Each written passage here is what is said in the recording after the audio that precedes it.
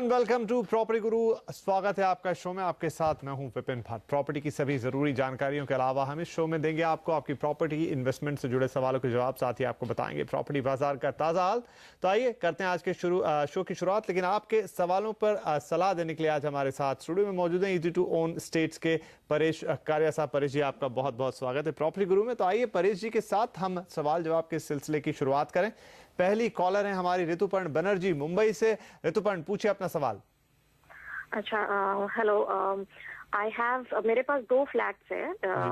3150 के रेट पे मैंने खरीदा है महावीर हाइट्स में इन विरार। तो मेरा टारगेट प्राइस है 5200।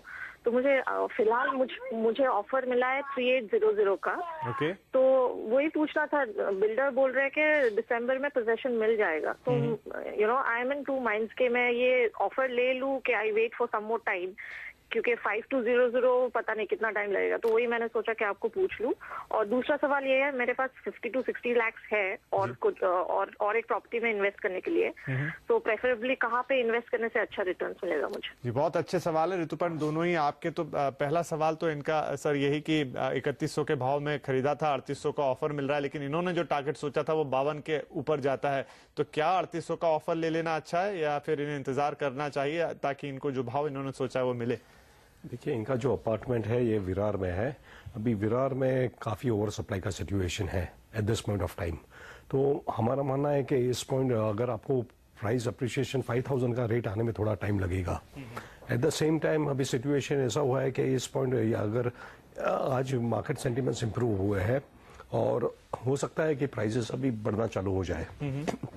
तो ये देखते हुए हमारा मानना है कि अगर ये थोड़ा टाइम और रुक जाती है तो उनको शायद और प्राइस बेनिफिट हो सकता है। 52 भले ही ना पहुंचे, लेकिन 38 से ऊपर 4000 4200 उनको मिल सकता है। और दूसरा इन्होंने कहा कि इनका पोजीशन दिसंबर में मिलने वाला है। जनरली हमने देखा है कि क्या होता है कि एक बार जब बिल्डिंग तैयार हो जाती है तो इनिशियल स्टेज पे काफी सारे इन्वेस्टर्स है वो एग्जिट करने के लिए आता है, तो सप्लाई आती है, उसकी वजह से प्राइस इतना नहीं मिल पाता है। दूसरा, थोड़ा जब नई बिल्डिंग होती है लोग उसमें सेटल करने आते हैं तभी टीथिंग प्रॉब्लम होता है, इंफ्रास्ट्रक्चर का प्रॉब्लम होता है। जनरली ये सब चीज है ना, बिल्डिंग के पोजीशन के 1 साल के बाद सब सेटल हो जाती है और तभी हमने देखा है कि वहां डिमांड बढ़ना चालू हो जाता है और अच्छा प्राइस अप्रिशिएशन होता है। तो बेस्ड ऑन दैट हमारी एडवाइस यही रहेगी कि आप उसे होल्ड करके रखिए। मे बी 1 साल आफ्टर पोजीशन तक भी आप अगर होल्ड करके रखेंगे तो आपको शायद 5200 नहीं, लेकिन 4-4500 या उसके आसपास का रिटर्न मिल सकता है। तो ऋतुपर्ण जी, आपके पहले सवाल के जवाब में यही कि आप बिल्कुल तुरंत उसे बेचने की जल्दबाजी ना करें। 3800 का भाव आपको कोट किया जा रहा है, लेकिन जैसा परेश जी बता रहे हैं कि शुरुआती दौर में काफी सारे इन्वेस्टर एग्जिट करते हैं, तो सप्लाई बढ़ती है तो भाव आपको अच्छा नहीं मिलेगा और शुरुआती प्रॉब्लम्स भी रहती हैं जिसकी वजह से लोग थोड़ा हिचकते हैं आने में। लेकिन 1 आध साल अगर आप रुक जाएंगी, भले ही आपका जो टारगेट प्राइस है 5200 का वो आपको ना मिले, लेकिन यहां पर आपको जरूर 4500 रुपए तक के भाव मिलने की पूरी उम्मीद है। तो 1 साल रुक जाएंगी तो ज्यादा बेहतर रहेगा।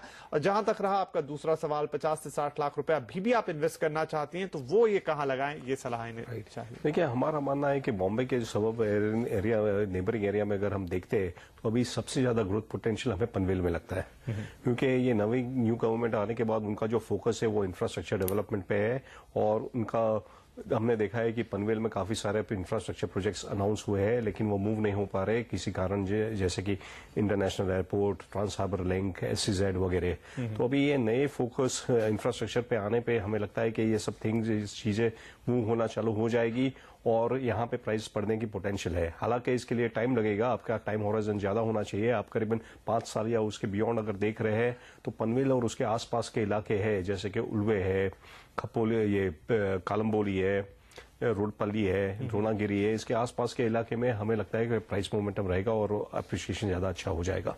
चलिए, तो परंतु उम्मीद करते हैं कि दोनों सवालों के जवाब आपको मिल गए और आपको आगे एक तरफ जहां आपको प्रॉफिट बुक करना और दूसरा इन्वेस्टमेंट करना, दोनों में ये सलाह काफी मददगार साबित होगी।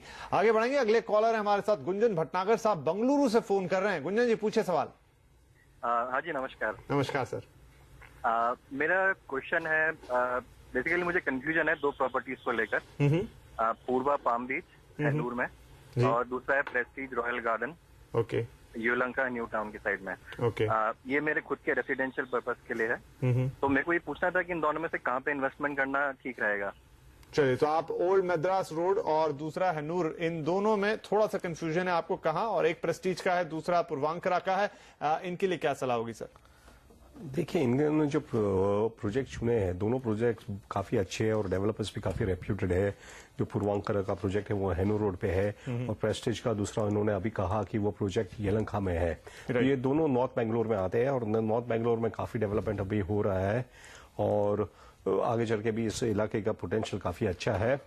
जो हैनूर रोड है, इसके बारे में हम बता देते हैं कि ये जो प्रोजेक्ट पूर्वा पाम बीच प्रोजेक्ट है, ये एक गेटेड कम्युनिटी प्रोजेक्ट है और काफी बड़ा प्रोजेक्ट है, 19 एकर्स पे आ रहा है, और थीम वाटर बेस्ड थीम पे है। यहाँ पे वो ये लगून वगैरह बना रहे हैं, तो जैसे कि सी साइड की फीलिंग आपको बेंगलोर सिटी के अंदर मिलेगी, इस तरह का उनका प्लान है।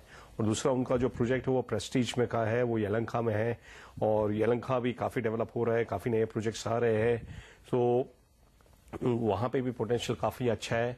खाली एक प्रॉब्लम जो हमने देखा है कि यलहंका में थोड़ा वाटर का प्रॉब्लम है, तो ये जरा ध्यान में उन्हें रखना होगा। हमारा रिकमेंडेशन यही होगा कि हैनूर रोड इज मच बेटर, क्योंकि इसके पास यहाँ से कनेक्टिविटी काफी अच्छी है, ये कन्वीनियंटली लोकेटेड है। यहाँ से मान्यता टेक पार्क, जो नॉर्थ बेंगलोर का मेन आईटी हब है, करीबन 5 किलोमीटर की दूरी पे है। इसके अलावा यहाँ से एयरपोर्ट इज अबाउट 40 मिनट्स की दूरी पे है। एमजी रोड है, जो सेंट्रल बिजनेस डिस्ट्रिक्ट है, वो करीबन आधे घंटे में आप पहुंच सकते हैं। और डेवलपमेंट पोटेंशियल हैनूर और उसके आसपास के इलाके में ज्यादा है कंपेयर टू यलहंका। तो हमारा रिकमेंडेशन ये होगा, ये पूर्वा का प्रोजेक्ट जो हैनूर रोड पे है वहां इन्वेस्ट करिए। चलिए साहब, तो यहाँ काफी क्लियर है कि पूर्वांकरा के प्रोजेक्ट में हनूर रोड में ही निवेश करने में ज्यादा आपके लिए फायदा है। एक तो प्रोजेक्ट भी अपने आप में काफी अच्छा है, और दूसरा कई फायदे जो यहाँ पर आपको यलहंका के मुकाबले परेश जी ने गिनवाए हैं, जो आपको आगे चल के बेहतर अप्रिसिएशन, बेहतर लोकेशन और एक बेहतर घर देने की कोशिश करेंगे।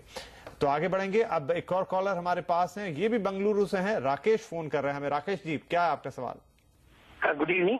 बेंगलोर में एक फ्लैट खरीदने के लिए आपसे सलाह चाह रहा हूँ। जरूर जी, पूछिए। मैंने यशवंतपुर के पास एक शोभा एलाइट को सिलेक्ट किया है, क्योंकि एक तो ये शोभा डेवलपर के द्वारा है, और दूसरा कि ये मेट्रो स्टेशन के पास है। ओके। चूंकि मेरा ये ट्रांसफरेबल जॉब है, इसलिए मैं उसका रेंट पोटेंशियल जानना चाहता हूँ। ओके। और ये प्रॉपर्टी मैं इन्वेस्टमेंट के तौर पे लेना चाहता हूँ। ये सजेस्ट कीजिए कि ये ठीक है, या फिर आप कोई और प्रॉपर्टी सजेस्ट करेंगे। जी, तो तुमकुर रोड पर आपने ये प्रॉपर्टी देखी है, शोभा एलीट, राइट? सर, क्या सलाह होगी इनके लिए? और इनका थोड़ा सा पर्पस ऐसा है कि आगे किराए पे भी देना चाहते हैं, तो थोड़ा रेंटल यील्ड के बारे में भी जानना चाहेंगे। राइट, बिल्कुल। पहली बात तो ये है कि ये प्रोजेक्ट जो है शोभा एलाइट का प्रोजेक्ट हाल अपने आप में काफी अच्छा है। Shobha is one of the best developer in Bangalore, और उनके प्रोजेक्ट में इन्वेस्ट करने से फायदा होता है। लेकिन अगर हम बात करते हैं ये लोकेशन की, यशवंतपुर या तुमकुर रोड की, ये जो बात करते हैं, ये आता है वेस्ट बेंगलोर में, जो कि एक इंडस्ट्रियल एरिया है, और बेंगलोर आईटी के लिए माना जाता है। तो यहाँ पे आपका डेवलपमेंट है, जो रेंट पोटेंशियल और इन्वेस्टमेंट अप्रिसिएशन है on the western side Bangalore, वो कम है कंपेयर टू आईटी हब्स के पास जो लोकेशन है। अगर आईटी हब के पास आप लोकेशन देखोगे, तो जैसे हमने पहले डिस्कस किया, ये हैनूर रोड है या थनी संद्रा है नॉर्थ में, यहाँ पे ज्यादा पोटेंशियल है, और इनका जो ऑब्जेक्टिव है वो इन्वेस्टमेंट है, और ये रेंटल यील्ड भी जानते हैं। तो फिर रेंटल यील्ड जहां आईटी हब है, वहां पे ज्यादा आपको रेंट मिलने की पोटेंशियल है। तो हमारा सजेशन यही रहेगा कि since it is purely investment, आप तुमकुर रोड की बजाय कहीं नॉर्थ बेंगलोर में थनी संद्रा या हैनूर रोड पे आप देख सकते हैं प्रॉपर्टीज। थनी संद्रा में भी शोभा डेवलपर्स की शोभा सिटी करके प्रोजेक्ट है, काफी बड़ा प्रोजेक्ट है, वहां पे आप देख सकते हैं। या तो वहां पे भारतीय सिटी करके एक बड़ी टाउनशिप आ रही है, वहां पे निको होम्स आपको मिल सकते हैं, आप वो देख सकते हैं। या तो आप हैनूर रोड में पूर्वा का जो प्रोजेक्ट हमने डिस्कस किया पूर्वांकरा का, वो भी आप देख सकते हैं। राइट, तो यहाँ पर आपके लिए यही सलाह होगी कि आप जो देख रहे हैं कंपनी अच्छी है, लेकिन उसी कंपनी ने एक ऐसे साइड यानी नॉर्थ बेंगलोर में प्रोजेक्ट किए हैं जहां पर जो मेन यहाँ पर कंसर्न है कि आईटी सिटी है, इसलिए जहां आप रेंटल यील्ड को बहुत ज्यादा ध्यान में रखना चाहते हैं, वहां ऐसी जगह पे घर लें जहां आपको रेंटल यील्ड अच्छी मिले, प्रॉपर्टी का एप्रिसिएशन अच्छा मिले। तो नॉर्थ बेंगलुरु यहाँ पर आपको जिन इलाकों के लिए परेश जी सलाह दे रहे हैं, थनी संद्रा रोड हो गया, और दूसरे इलाके जिनके बारे में अभी हमने कुछ देर पहले ही चर्चा की है, आप वहां पर अगर घर देखते हैं तो आपको काफी फायदा होगा। इसी के साथ यहाँ वक्त हो गया एक छोटे से ब्रेक का, लेकिन ब्रेक के बाद भी सवाल जवाब का सिलसिला जारी रहेगा।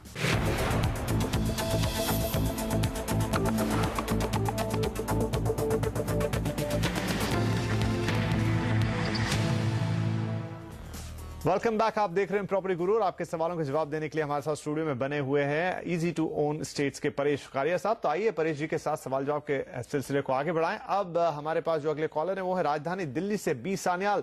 सान्याल साहब ने फोन किया हमें। सान्याल साहब, क्या आपका सवाल?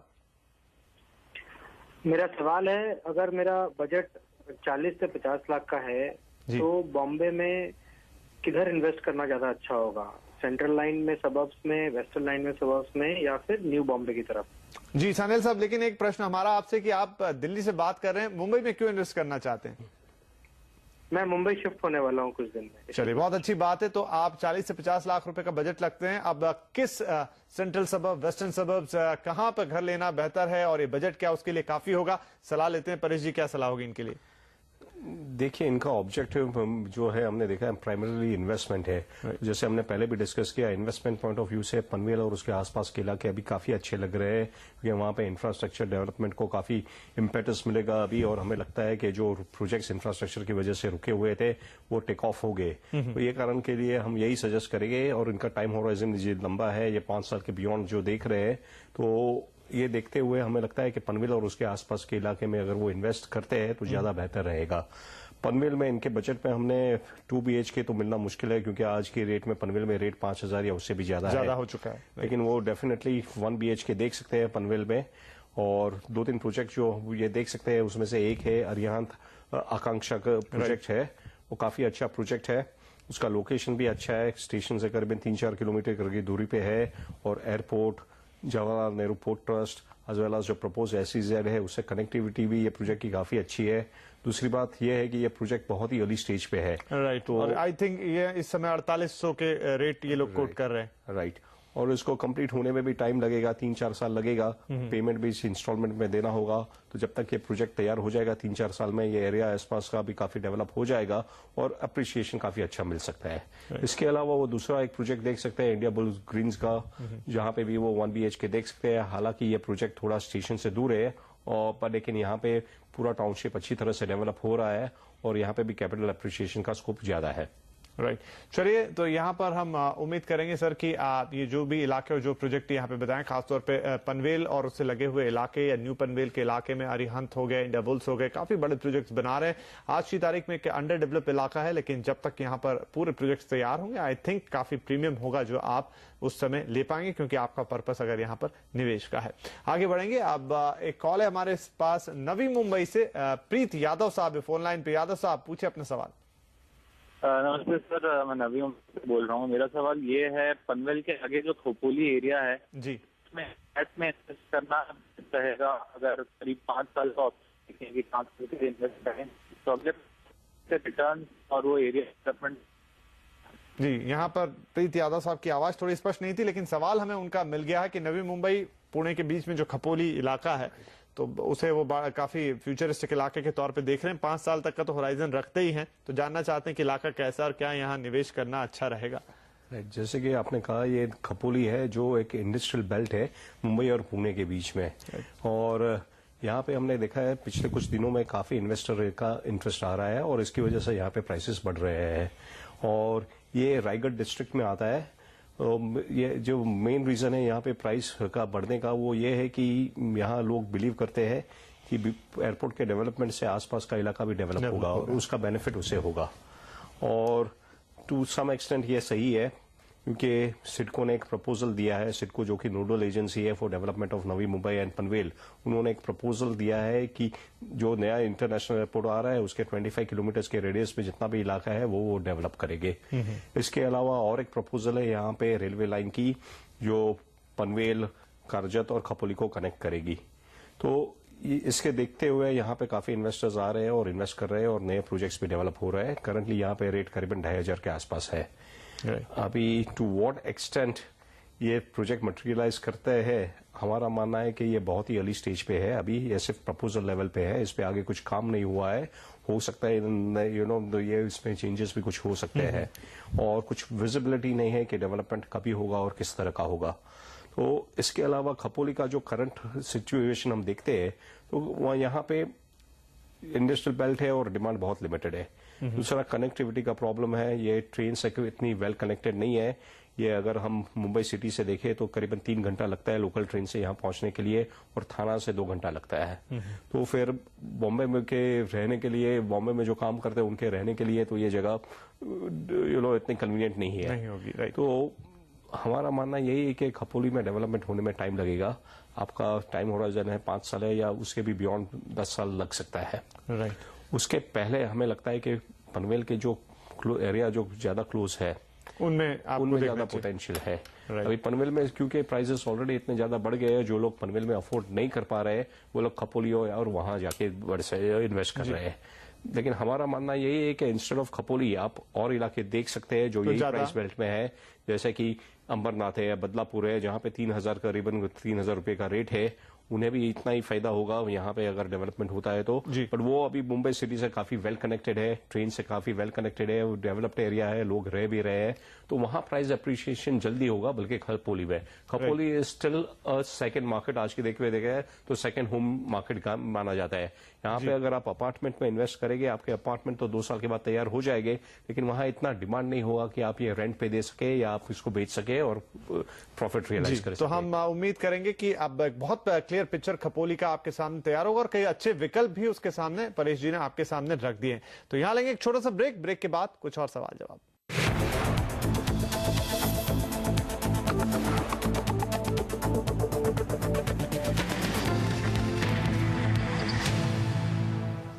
वेलकम बैक, आप देख रहे हैं प्रॉपर्टी गुरु और यहां पर आपके सवालों के जवाब दे रहे हैं परेश कारिया साहब। तो आइए सवाल जवाब के सिलसिले को आगे बढ़ाएं। हमारे साथ है पुणे से मिस्टर नागराज जी, पूछिए अपना सवाल। हाँ सर, मैं अभी वाकड़ में काम करता हूँ, आई वर्क। सो मैं अभी currently I am living in Katraj, which is almost 35 kilometre away from my office. Okay ji. मैं घर लेना चाहता हूँ अपने ऑफिस के यहाँ, नियर बाई प्राइसेस तो बहुत हाई है, मिनिमम 55-60 तक। जी। सो Pisoli which is upcoming area उनके में से बोलते हैं, तो which is under my budget also 40-45 में मिल रहा है। तो बट अगर ऑफिस और घर के बहुत डिस्टेंस हो जाए, अराउंड 35-40 किलोमीटर, तो is it okay to buy in Undri और still I need to extend my budget and office के यहाँ ले लूं? जरूर। अच्छा सर, हिंजवाड़ी IT हब है ना? जी। हाँ जी सर, इसलिए तो आई एम जस्ट कंफ्यूज्ड कि कहाँ ले लूं। जरूर आपके कंफ्यूजन को दूर करते हैं, क्या सलाह होगी इनके लिए परेश जी? देखिए, ये जो इलाका बता रहे हैं उंदरी, ये काफी अच्छा इलाका है। यहाँ के काफी अच्छे रेजिडेंशियल प्रोजेक्ट्स आ रहे हैं, जो रेप्यूटेड डेवलपर्स है वो सब गेटेड कम्युनिटी प्रोजेक्ट्स ला रहे हैं और रेट भी काफी अट्रैक्टिव है, करीबन 4,000 के आसपास। लेकिन जैसे कि इन्होंने बताया, ये इनकी ऑफिस है वहां से काफी दूर है, 35 किलोमीटर है, एंड इनको कम से कम 1-1.5 घंटा लगता होगा ऑफिस है वो यहाँ पहुंचने के लिए। तो कंपेयर टू दैट हमारा मानना यही है कि यू शुड प्रेफर आपका घर अपनी ऑफिस के पास हो, वो इससे काफी टाइम भी आपका बच सकता है। इसके अलावा जो इनका ये वाकड़ हिंजेवाड़ी की बात कर रहे हैं, हिंजेवाड़ी हमने देखा है कि एक IT हब है और यहाँ काफी डेवलपमेंट, रैपिडली डेवलपमेंट हो रही है और फ्यूचर ग्रोथ पोटेंशियल भी अच्छा है। प्लस यहाँ से ये एक्सप्रेसवे के पास भी है और यहाँ से पनवेल और नवी मुंबई में से भी कनेक्टिविटी अच्छी है, जिसकी वजह से अगर पनवेल और नवी मुंबई डेवलप होता है तो उसका बेनिफिट भी ये इलाके को ज्यादा होगा। तो फिर हमारा मानना तो यही होगा कि ये या तो अपना बजट एक्सटेंड करके हिंजेवाड़ी या उसके आसपास के इलाके में कहीं पे खरीद कर ले। अगर ये अपना बजट एक्सटेंड नहीं कर सकते हैं तो ये ऐसे काफी सारे इलाके हैं हिंजेवाड़ी के आसपास, जैसे कि रावेट है, ठाटेवाड़ी है, जहां पे नए प्रोजेक्ट्स आ रहे हैं। यहाँ पे प्राइस करीबन 4,500-5 हजार रुपए का है, पर स्क्वायर फीट का है। लेकिन डेवलपर्स क्या कर रहे हैं, अभी यहाँ छोटे साइज के, कंसिडरिंग द अफोर्डेबिलिटी फैक्टर, छोटे साइज के अपार्टमेंट्स लेके आ रहे हैं। जैसे कि 2 BHK instead of 1000 square feet वो लोग 800 स्क्वायर फीट का लेके आ रहा है, ताकि लोग 40 से 25 लाख के ब्रैकेट में अफोर्ड कर सके। तो ये चॉइस उन पे होगी, या तो ये थोड़ा छोटा फ्लैट ले अपनी ऑफिस के पास और जिसका फ्यूचर पोटेंशियल काफी अच्छा है, या तो करंट रहने के लिए बड़ा अपार्टमेंट ऑफिस से थोड़ा दूर रहे। ये इनके डिसाइड करना होगा। लेकिन जो भी वो डिसीजन ले, मेरे ख्याल से उन्हें जल्द से जल्द डिसीजन लेना होगा, क्योंकि वरना प्राइजेस फिर से बढ़ना चालू हो जाएगा। तो नागराज जी, पहली बात तो कि आपको जल्दी डिसीजन लेना, और दूसरा ये कि जैसा आप भी सोच रहे हैं, परेश जी ने भी आपको सलाह दी कि आपके ऑफिस के पास भी, और फिर आप ऐसा भी इलाका चुनेंगे जिसके डेवलपमेंट पोटेंशियल बहुत अच्छे हैं। तो आप हिंजेवाड़ी में अगर नहीं अफोर्ड कर सकते हैं तो उसके आसपास जैसे रावेत और दूसरे इलाके यहाँ पर बताए हैं परेश जी ने, वहां पर लेने की कोशिश कर लें। छोटा घर ले ले भले, लेकिन इन इलाकों में लें तो आपकी ट्रैवलिंग की समस्या भी दूर होगी और साथ ही आगे चलते हुए आपको एक बेहतर अप्रिसिएशन की भी उम्मीद रहेगी। और इसी के साथ प्रॉपर्टी गुरु के इस एपिसोड को हम यहीं खत्म करेंगे। परेश जी, आपका बहुत शुक्रिया, आप आए और आपने हमारे दर्शकों के सवालों के जवाब दिए। और आपके मन में भी कोई सवाल है तो आप हमेशा की तरह हमें लिखिए pg@moneycontrol.com पर। तो अगले हफ्ते आपसे फिर मुलाकात होगी कुछ और नए सवाल जवाब के साथ। तब तक के लिए नमस्कार।